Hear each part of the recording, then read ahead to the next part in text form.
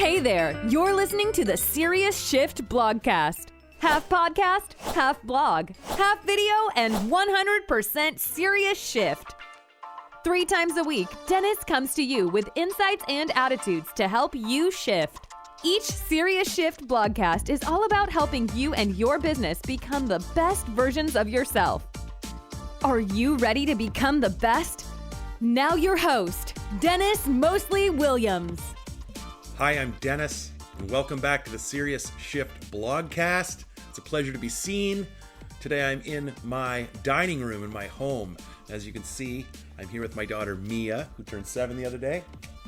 And we have a rare, beautiful, sunny day. It's been raining so much, so we are very happy today, and we hope you're happy too. Here's our question. Our question is, your business, does it run on rules or does it run on exceptions? Get out of here. Got Stonehenge coming in there. Some expensive bills on the way. Does your business run on rules or does your business run on exceptions? Let me tell you a story. So the idea here is that your work is not for everybody. Probably the best advice I was ever given, and the best advice I give, is to shun the nonbelievers. Nothing gets in the way of something great like a whole bunch of people who don't get it. You know, and then the person trying to push this idea is trying to push the idea on people who are not ready for the idea, don't want the idea, will never get the idea. So you waste all your energy and spirit on the wrong folks. Shun the non-believers. Here's 2 stories. The first time I learned this, I was in university.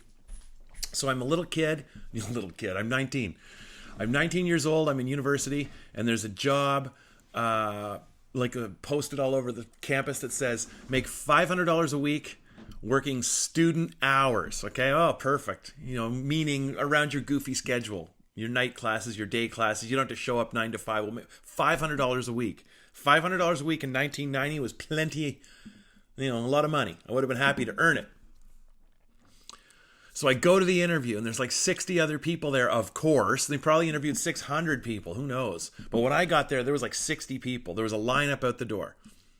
And they decide that they're going to do the interviews in pairs. Which is, looking back, is so silly. I should have realized this is crazy. But anyway, I sit down, and the interviewer has 2 of us there. And he looks at me, he goes, Dennis? I say, yes. He goes, Dennis, do you think you could sell $300 worth of product a day? Okay. And I say, depends what it is, which was the wrong answer. I'm not going to connect all the dots for you, but I'm on a university campus. What are you asking me to sell $300 a day of? Some things, no problem. Other things, like kitchen knives, probably not an easy sell, He turns to the second person. He goes, candidate B, what about you? Could you sell $300 product a day? No hesitation. Person says yes. They never asked me another question.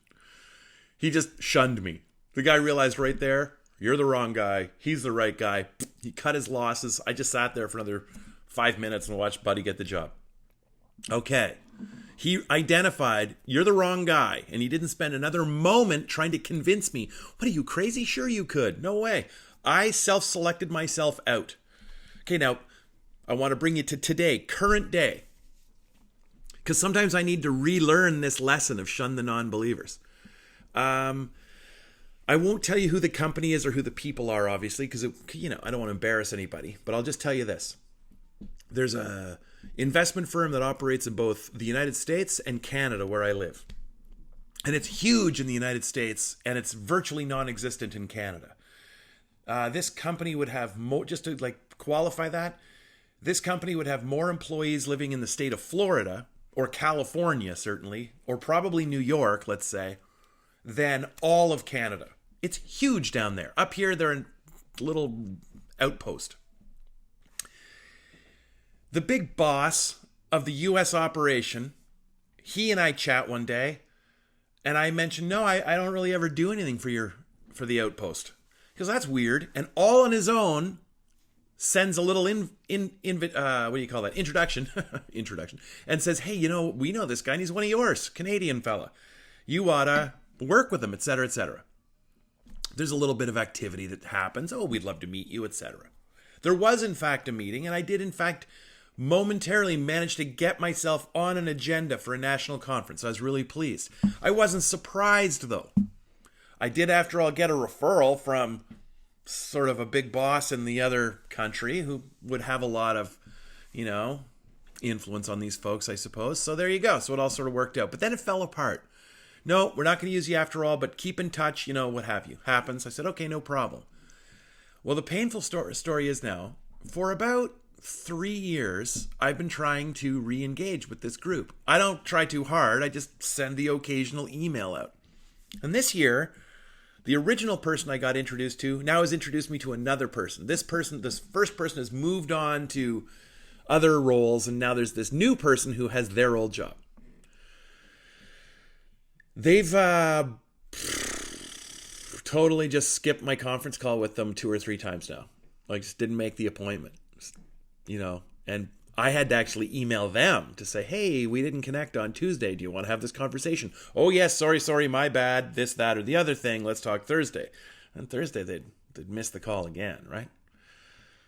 So I sent out a note the last time and just as politely as I could point out that we're both obviously really busy and that all I was really trying to do was make a connection. That it's a great big small business and sooner or later we're going to meet. So let's just chill out until that happens, right? I've got plenty to do. So, But the other thing that was going on in my mind was, Dennis, Moseley-Williams, when are you going to figure this out? Stop trying to convince. Now, in my defense, I don't spend a lot of time trying to convince these folks to talk to me, but I do carve off a little bit of time.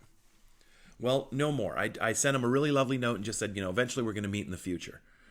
And what I'm going to tell you, and I mean it, is, and when we do, and he hires me, I'm going to charge him twice as much as I normally would. That's true, too. That's what makes it really funny. However, it brings me to this. Do you have the courage to say, no, my work's not for you? No, it's not. No, this isn't for you. This is the work I do. These are the people it's for, and you're not one of them. Okay? We all need to do it, and there's a reason that we don't. And the reason that we don't is we're terrified. We're convinced if we go too niche, too exclusive, that we're shunning everybody else out. That, oh my goodness, that guy that you just told, Dennis, you know what? Look, clearly we can't connect. Clearly we're both busy. Let's just wait until it happened. You fool. Don't you know all the people he knows? You just needed to get on the phone with that guy because he could have opened up doors to this and this and this and this. And all of that is true. Conversely, see little Mia over my shoulder right there? Yeah. She could get crushed by a Soviet satellite falling out of the atmosphere and going to hit her right back there. It could happen. It's likely not gonna, but it could. I don't run my business on coulds or shoulds. I know what is going to happen. Here's what will happen. It's early June. By early July, all the people who have phoned me that want Tom and I to do work for them, 70 to 80% of them are going to be existing clients. And after those folks, the next person that's most likely going to become my client is a friend or an associate of an existing client. And I dramatically increase my chances of having that happen, of having that person become a client, if I stage an experience that is remarkable and transformational for my existing client. In other words, if I get everybody the heck away from me who has no business to be tuning into me. I have no business trying to convince them. I'm not in the convincing business here. If I just keep bringing it for the audience that already pays attention to me, what's the likelihood they're going to keep coming to the show? It's very high. And what's the likelihood they're going to bring another person with them? It's very, very high. Okay? Make your work for one group of people. Make it special and specific. Do not chase pretenders. Don't compromise your work. Don't try to fit people in when it's clearly not a fit. It's going to frustrate you. It's going to waste your time. It's going to waste your money. And even worse, these non-believers are going to affect you. You're going to start wondering if they're right. Okay? Don't do it. Be choosy. The most powerful, valuable brands in the world are choosy about who they work with. I am remarkably choosy about who I work with. And the biggest mistakes that I'll make in a calendar year, every time it's when I'll look back and go, I knew it from the start. I should not have let that person hire me. Okay? I know it. And probably it's the same for you too. So, my friends, as always, thank you for listening. Are you shunning the non-believers? Are you running a business based on rules of engagement, or exceptions? I shun the non-believers. I run a business based on rules, and my focus is on the client and the outcome. You should do the same thing. Thanks very much for tuning in. I hope wherever you are today, you're having a lovely day. And thank you very much for all of your attention. Take care, okay? Cheers. If you're looking to transform the way you and your business does, well, business, head over to SeriousShift.com and download our latest strategy guide, The 3 Megatrends. It will forever change how you view your place in the future. Thanks for listening, and make sure to give Dennis a review anywhere you listen to your podcasts. See you next time.